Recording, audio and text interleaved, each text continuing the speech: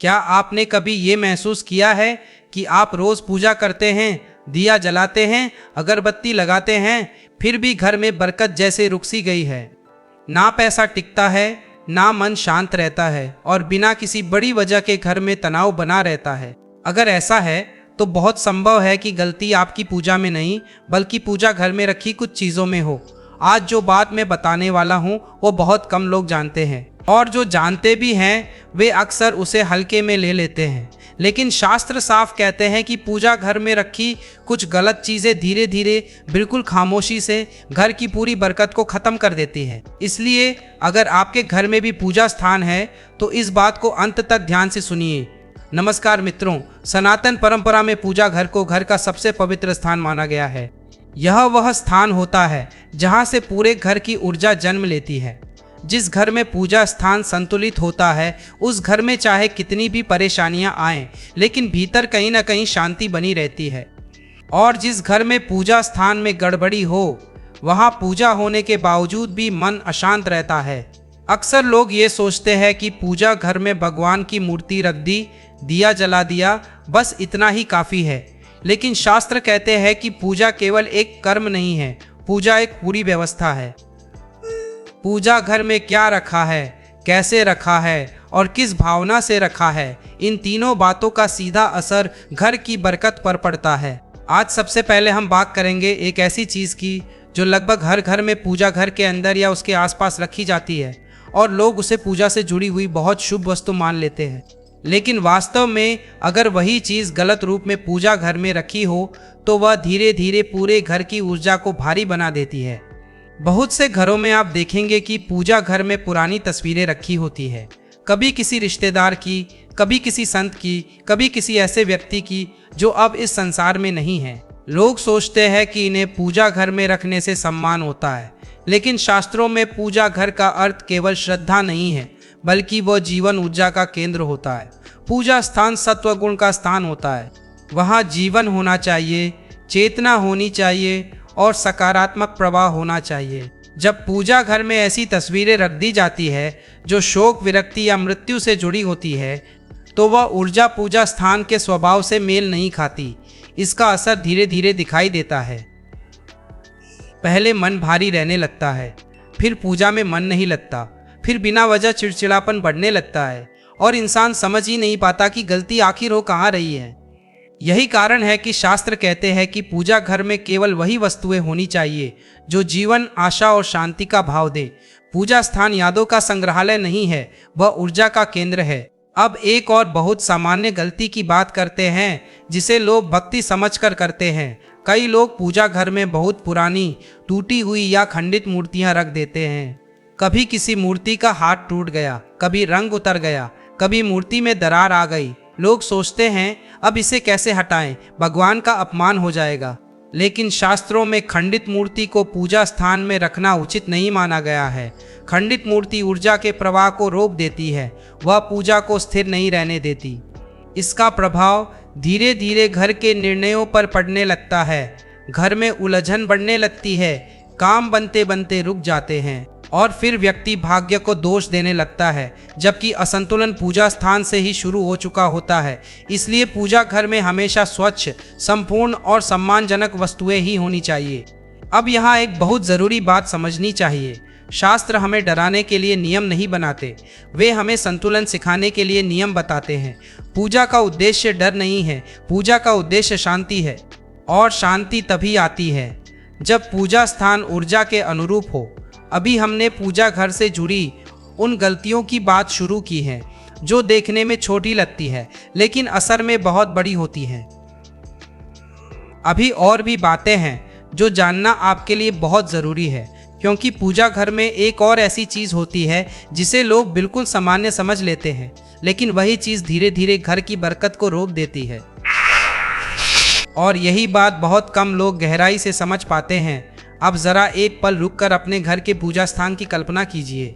क्या वहाँ आपको सच में शांति महसूस होती है या पूजा करते समय भी मन कहीं भटकता रहता है? कई लोग कहते हैं कि वे रोज़ पूजा करते हैं लेकिन पूजा के बाद भी मन हल्का नहीं होता। शास्त्र कहते हैं कि पूजा का असर शब्दों से नहीं, व्यवस्था से होता है। अब जिस बात पर हम ध्यान देने वाले हैं वह देखने में बहुत सामान्य है, लेकिन असर में बहुत गहरी है। बहुत से लोग पूजा घर में पुरानी अगरबत्तियां, अधजले दीपक या बुझा हुआ दिया वैसे ही छोड़ देते हैं। उन्हें लगता है कि कल फिर जला देंगे। लेकिन शास्त्रों में बुझा हुआ दीपक या अधजली अगरबत्ती पूजा स्थान में छोड़ना उचित नहीं माना गया है। दीपक केवल रोशनी नहीं है, दीपक ऊर्जा का प्रवाह है। जब दीपक जलता है तो वह पूरे वातावरण को सक्रिय करता है, और जब वही दीपक बुझी अवस्था में पूजा स्थान में पड़ा रहता है तो वह ऊर्जा के प्रवाह को रोकने लगता है। इसका असर धीरे धीरे दिखाई देता है। पहले पूजा में मन नहीं लगता, फिर पूजा बोझ लगने लगती है, और फिर इंसान सोचने लगता है कि शायद पूजा का फल नहीं मिल रहा, जबकि वास्तव में गलती पूजा में नहीं बल्कि पूजा स्थान की व्यवस्था में होती है। पूजा के बाद बुझा हुआ दीपक साफ करके एक तरफ रख देना चाहिए। अधजली अगरबत्ती पूजा स्थान में नहीं छोड़नी चाहिए। अब एक और बहुत बड़ी गलती की बात करते हैं जिसे लोग श्रद्धा समझकर करते हैं। कई घरों में आप देखेंगे कि पूजा घर में टूटे हुए शंख, फटी हुई माला या खंडित पूजा सामग्री सालों तक रखी रहती है। लोग सोचते हैं कि ये तो भगवान की चीज है, इसे कैसे हटाएं। लेकिन शास्त्रों में स्पष्ट कहा गया है कि पूजा स्थान में खंडित वस्तुएं ऊर्जा को बाधित करती है। पूजा घर पूर्णता का स्थान है, वहां अधूरापन ऊर्जा के प्रवाह को रोक देता है। इसका प्रभाव धीरे धीरे घर के निर्णयों पर पड़ने लगता है। घर के लोग निर्णय लेने में असमंजस में रहते हैं, काम शुरू होते हैं लेकिन पूरे नहीं हो पाते। अब बात करते हैं एक ऐसी चीज की जो लगभग हर घर के पूजा स्थान में मिल जाएगी। बहुत से लोग पूजा घर में पैसे, चाबियां, कागज या बिल रख देते हैं। उन्हें लगता है कि पूजा घर सुरक्षित है, लेकिन शास्त्रों में पूजा स्थान को भौतिक चीजों से अलग रखने की सलाह दी गई है। पूजा घर लेन देन का स्थान नहीं है, वह आंतरिक शांति का स्थान है। जब पूजा स्थान में पैसे या दुनियावी वस्तुएं रख दी जाती है तो मन पूजा करते समय भी हिसाब किताब में उलझा रहता है। धीरे धीरे पूजा और संसार आपस में टकराने लगते हैं, और यही टकराव घर की बरकत को धीरे धीरे कम करता है। अब एक और बात जिस पर बहुत कम लोग ध्यान देते हैं, पूजा घर की साफ सफाई। कई लोग रोज पूरा घर साफ करते हैं, लेकिन पूजा स्थान की सफाई हफ्तों तक नहीं करते। धूल जमी हुई मूर्तियां, काले पड़े दीपक और जमी हुई राख, ये सब संकेत है कि ऊर्जा रुक रही है। पूजा स्थान की सप्ताह में कम से कम एक बार पूरी सफाई होनी चाहिए। यह सफाई केवल बाहर की नहीं, भीतर की भी होती है। जब आप पूजा स्थान साफ करते हैं तो मन भी अपने आप हल्का होने लगता है। अब बात करते हैं पूजा करते समय मन की स्थिति की। बहुत लोग पूजा करते समय मोबाइल हाथ में रखते हैं, बीच बीच में स्क्रीन देख लेते हैं। शास्त्रों में पूजा को पूर्ण ध्यान का कर्म माना गया है। आधा मन पूजा में और आधा मन फोन में रहने से ऊर्जा का प्रवाह टूट जाता है। धीरे धीरे पूजा एक आदत बन जाती है, अनुभव नहीं। अब एक बहुत ज़रूरी बात, अब जरा ईमानदारी से सोचिए, जब आप पूजा करते हैं तो क्या सच में आपका मन वहीं होता है या फिर हाथ पूजा में होते हैं और दिमाग किसी और जगह? बहुत से लोग ऐसे हैं जो रोज़ पूजा तो करते हैं, लेकिन पूजा के बाद भी मन वही का वही भारी रहता है और वे सोचते हैं कि शायद किस्मत ही खराब है। लेकिन कई बार किस्मत नहीं, पूजा का माहौल ही हमारे मन को बांध नहीं पाता। अब एक बहुत आम चीज़ की बात करते हैं जिसे लगभग हर घर में देखा जा सकता है। पूजा घर में ढेर सारी अगरबत्तियों के खाली डिब्बे, पुराने माचिस, खुले हुए कपूर और जली हुई बातियां इधर उधर रखी रहती है। लोग सोचते हैं कि ये तो पूजा की ही चीज़ें हैं, लेकिन ज़रा ध्यान दीजिए, जब पूजा स्थान बिखरा होता है तो क्या मन एक जगह टिक पाता है? नहीं, मन भी उसी तरह बिखर जाता है। जैसे पूजा स्थान, शास्त्र कहते हैं कि पूजा घर जितना सरल होगा, पूजा उतनी ही गहरी होगी। अब एक और बहुत सामान्य आदत की बात करते हैं। पूजा करते समय जल्दी जल्दी निपटा देना। दिया जलाया, अगरबत्ती लगाई, 2 मिनट खड़े रहे और फिर चल दिए। लेकिन पूजा कोई जिम्मेदारी नहीं है जिसे निपटाया जाए। पूजा एक ठहराव है, दिन की दौड़ भाग से कुछ पल बाहर आने का अवसर है। अगर पूजा भी भागदौड़ में हो रही है तो फिर मन को शांति कहाँ से मिलेगी? अब एक और बात जो बहुत लोग करते हैं लेकिन बोलते नहीं। कई लोग पूजा घर में अपने दुख, अपनी शिकायतें और अपना गुस्सा लेकर खड़े हो जाते हैं। भगवान से मांग तो लेते हैं लेकिन मन में भारीपन बना रहता है। शास्त्र कहते हैं कि पूजा घर शिकायत करने की जगह नहीं है, वह समर्पण करने की जगह है। जब आप मन का बोझ वहीं छोड़ देते हैं तभी पूजा का असर जीवन में उतरता है। अब ज़रा अपने पूजा घर को देखिए। क्या वहाँ ऐसी चीज़ें रखी हैं जिनका पूजा से कोई सीधा संबंध नहीं है? पुराने बिल, चाबियों का गुच्छा, दवाइयों के पत्ते या फिर ऐसे कागज़ जिन्हें रखने की कोई और जगह नहीं मिली।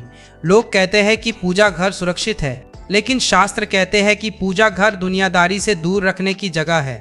जब पूजा स्थान में हिसाब किताब घुस जाता है तो मन पूजा में भी उलझा रहता है और धीरे धीरे पूजा एक बोझ बन जाती है। अब एक और बहुत रिलेटेबल बात, कई लोग कहते हैं कि उन्हें पूजा करते हुए नींद आने लगती है। यह नींद थकान की नहीं होती, यह नींद ऊर्जा के ठहराव की होती है।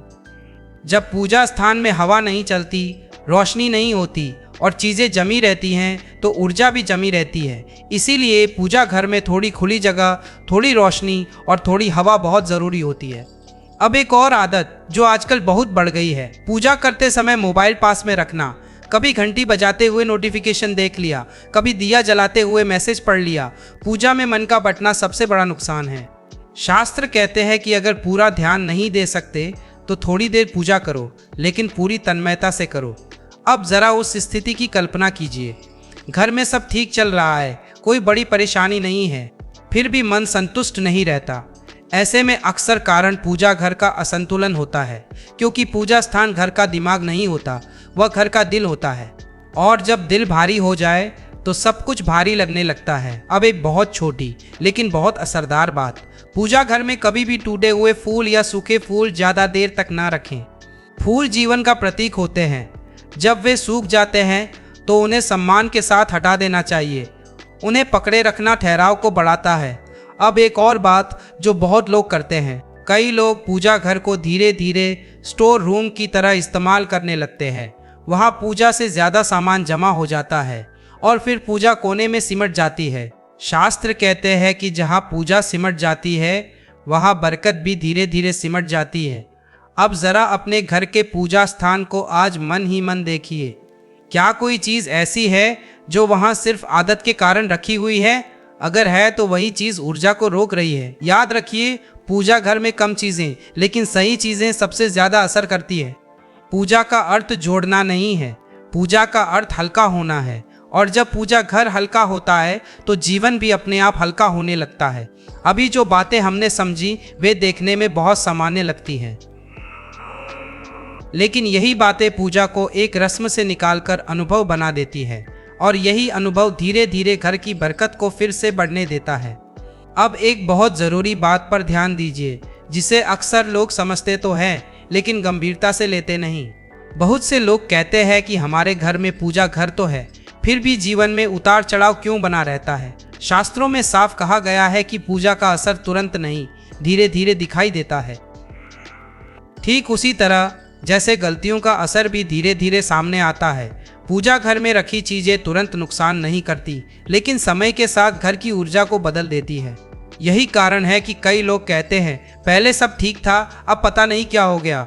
असल में कुछ भी गलत अचानक नहीं होता, वह धीरे धीरे बनता है। अब जरा सोचिए, अगर पूजा घर में भारीपन है, बिखराव है, अधूरी चीज़ें हैं, तो मन पूजा के समय भी पूरी तरह शांत कैसे रहेगा। और जब मन शांत नहीं रहता तो निर्णय भी डगमगाने लगते हैं, काम बनते बनते रुक जाते हैं। पैसा आता है लेकिन टिकता नहीं, रिश्तों में बात बात पर तनाव बढ़ने लगता है और इंसान बाहर कारण ढूंढता रहता है, जबकि जड़ घर के भीतर ही होती है। अब यहाँ एक बहुत संतुलित बात समझनी चाहिए।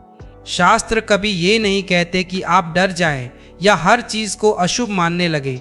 शास्त्र सिर्फ ये कहते हैं कि जो स्थान सबसे पवित्र है उसे सबसे हल्का और साफ रखा जाए। पूजा घर में कम चीज़ें हों लेकिन सही चीज़ें हों।